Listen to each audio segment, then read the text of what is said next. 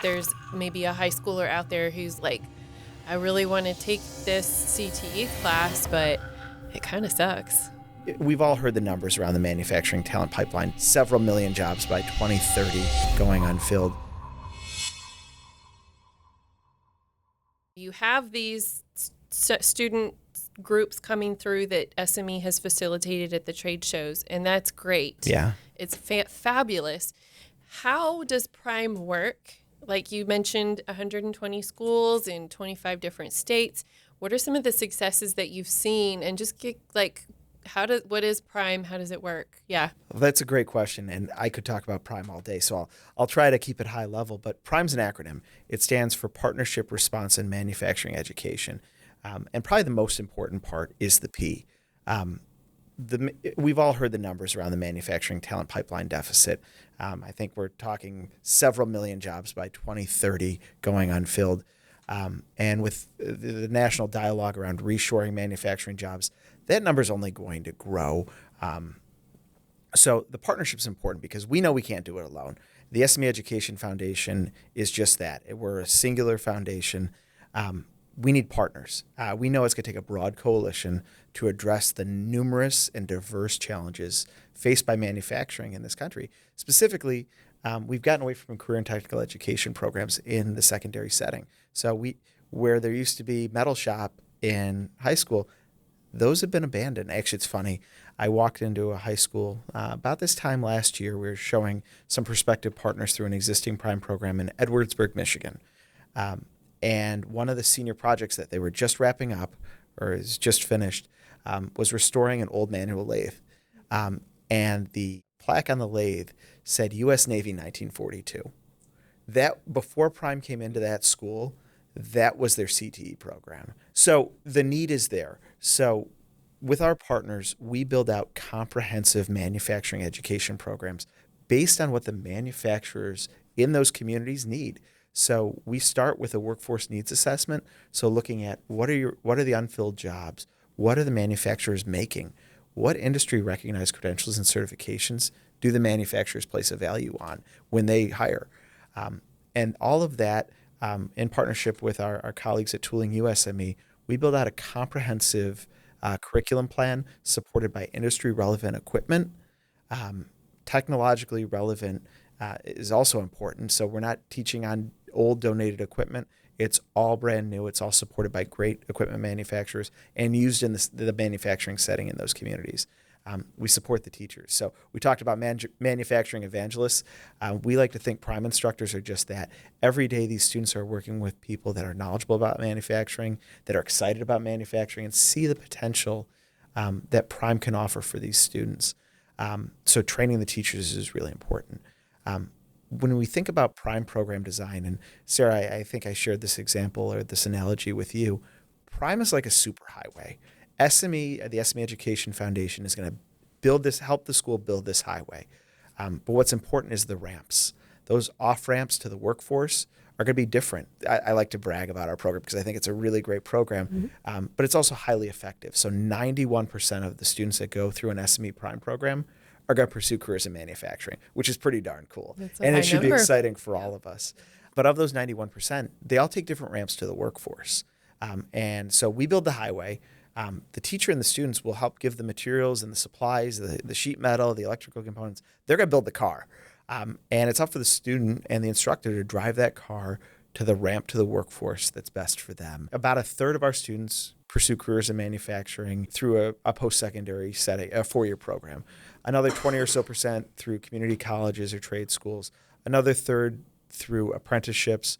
And the rest, the other 20 or so percent, directly to the workforce. So they're taking the path that's best for them. And as a byproduct, we know not all manufacturers need young people with 4-year degrees as new recruits.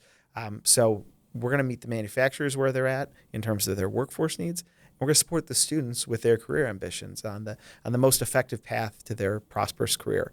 And that's one of the things that always blows my mind is when I talk to manufacturers and talk about the Prime program is the earning potential that these young people are gaining by participating in a program like Prime with industry recognized credentials and certifications. So we've seen a lot of growth in Prime in the recent years, and in part because certain states, the state of Michigan, the state of Georgia, and some federal funding sources have supported Prime in scale, because one school is great, 2 schools is better, 16 schools is way better. Absolutely. Yeah. Yeah. I love it. Yeah. We got to roll this out everywhere. I know, and that's our goal. We want to make Prime ubiquitous, and to grow substantially, because again, 120 schools is fantastic, but to actually move the needle in meaningful ways across the country, given that talent pipeline deficit, we've got to grow. We've got to grow bigger. What I love and appreciate about Prime as well, and the SME Prime program, is that you come alongside with funding. So I can rally support within my own community, and there is a portion that the community fundraises as is appropriate. But then SME Prime comes along and you all help kind of just buoy that. Yeah. And it feels And so maintain it, collaborative. Yes. And then the maintenance program and how it's continuous, right? Yeah. You don't just set up the program and then boop, I'm out of here. I'm done, good luck guys. But that you're continually coming back and doing these maintenance, the machines, the teacher training, it's just the whole package. Consumables. It's really cool. Yeah. So talking about our Prime, and we're really proud of this as well, our Prime sustainability program. So once we've got a school up and running off the ground, you're right, we're not saying goodbye. We're saying let's keep working together. So don't give me any credit. That's Dr. Shelley Woolley and her team of Prime program managers really work day in, day out with the educators, and they're the ones that make the magic happen, understanding what are the school's needs. And part of the value in Prime is, understanding how these programs do. So you touched on it a little bit, Sarah, but that annual outcomes survey process that we go through with the schools is so important. What works, what doesn't work, how many credentials and certifications are we awarding? And that drives that Prime sustainability piece. So where can we support them with consumables, equipment, teacher training, supplies? And we want to make sure that we're not just putting in a great program and hoping for the best. We're supporting it. We're creating something in perpetuity that is going to support the manufacturing sector, because the last thing we want is a piece of equipment sitting in the corner because they can't get supplies, or their teacher left and they can't train, the school can't afford to train a new one. It's a partnership, and that P, I'll put it in capital letters, I'll underline it a couple times, is so important. Yeah. And I'm envisioning that there's maybe a high schooler out there who's listening and has experienced those frustrations, right? Like, I really want to take this CTE class or pursue this pathway, but it kind of sucks. They don't really have the equipment, or they don't really have the teacher. And so I imagine as a high schooler, that would be really frustrating. If you already know what you want to do, right? Or you want to try it at least, because high school is for trying new things. But it's only see. But if it's only a lack of resources standing in your way, yeah. then this is a great That's heartbreaking. supplemental. There's no other way to put it. Absolutely. Oh, it is heartbreaking. Yeah. It is. And getting kids excited is sometimes hard to do about a job, because it seems so distant in their future. And it's like, well, one day I'll worry about that. But it is important to start exposing them. And one of the things that I appreciated growing up was micro dirty jobs.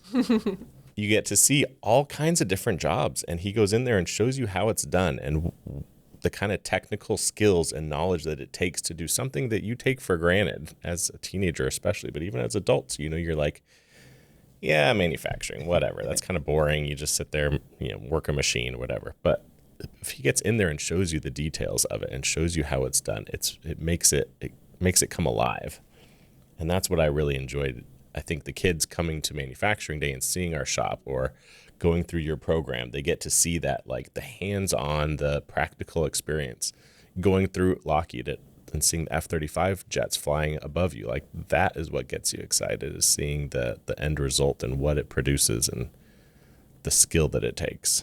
I think that gets me excited, at least. And I think that's a common thread with folks in the manufacturing sector. There's such a natural curiosity about how things work, how things come together, and also creative spirit. And I have to just bring up a point I saw in your shop. the folks that you have doing brazing. There's a certain craftsmanship, pride and creativity. I remarked to Sarah, they're like artists, and you have to have that passion, that curiosity, that creativity. And to your point, how do you spark it? I think this is a clarion call to manufacturers to sign up for Manufacturing Day. Yeah, absolutely. Which is go Google it, Manufacturing Day. It's a thing. I think it's October 4th this year. It's October 4th, but you can do it any time during the month of October and sign up and get your shop or your facility put as a little map point on their website. And they give you a training package on how to facilitate a Manufacturing Day if you've never done it before. So this is the springboard. I think of kids in preschool who dress up for Career Day. Yeah. They dress up of the people that they see, right? They're going to dress up as a police officer or a nurse or very public figures. A lot of times manufacturing by nature has to be a little bit more closed down because we have to keep things safe. Sometimes it's proprietary. But Manufacturing Day is a great opportunity to just throw open the doors and shed light, figuratively and literally, on our well-lit, machine shops and manufacturing facilities, and partner with your local schools or homeschool groups or however you want to facilitate that. But yeah, Manufacturing Day is a great experience for us, for the school district. The teachers love it because they know that there's another adult out there who's not just another teacher kind of in the trenches. They feel seen and appreciated. The kids love it because they get to see something cool. We love it, not just because it gives us joy and seeing the next generation, but because what you touched on, Jonathan, that one kid, you're like, hey, come back and work for me. It is feeding into that next cycle of employees in the workforce. Absolutely, and it shows manufacturing is for everybody. So I love the story about the neurodiverse young woman at MT Series East, because that's one of the big things that we hold near and dear. Is it doesn't matter male, female, the color of your skin, what neighborhood you're from, what school district you're from. Manufacturing is for everybody. And actually, I have to tell a cool story because that reminded me.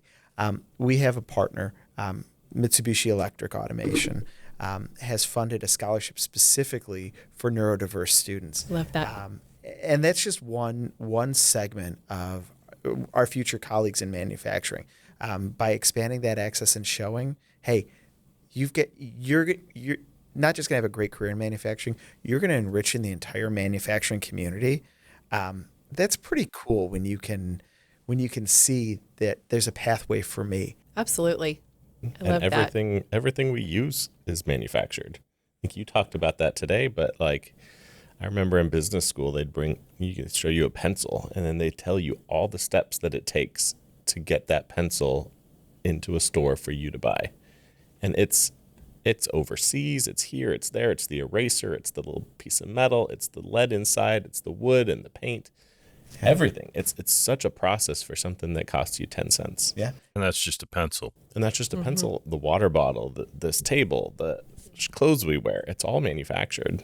Yeah. I was actually with a beverage manufacturer yesterday having a conversation and learning about their process when it comes to injection molding water bottles. And actually they showed a cool new product.